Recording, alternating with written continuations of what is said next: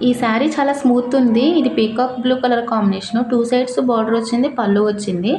పళ్ళు నేను బార్డర్‌ని సెపరేట్ చేసేసి రిమైనింగ్ మొత్తం డ్రెస్‌గా కన్వర్ట్ చేయాలి. మా చెల్లి దగ్గరికి వెళ్ళిన ప్రతిసారి ఏదో ఒకటి కుట్టుకొని తీసుకురా అనిద్దనమాట.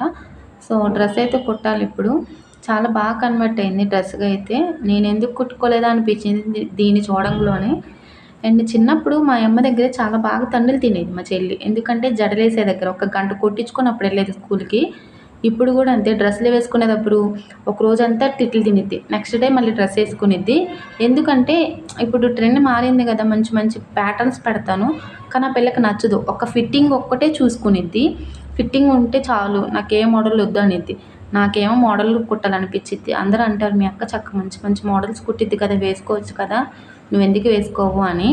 ఆళ్ళ ఇంట్లో కుట్టేవాళ్ళుంటే ఏసుకోరబ్బా! బయట డబ్బులిచ్చి కుట్టించుకునే వాళ్ళుంటారు చూడు ఆళ్ళైతే ఏసుకుంటారు. ఏది పెట్టినా ఏదో ఒక వంకెట్టిద్ది. నాకు మళ్ళీ కుట్టాలనిపించదు. కానీ మళ్ళీ కుడతాను.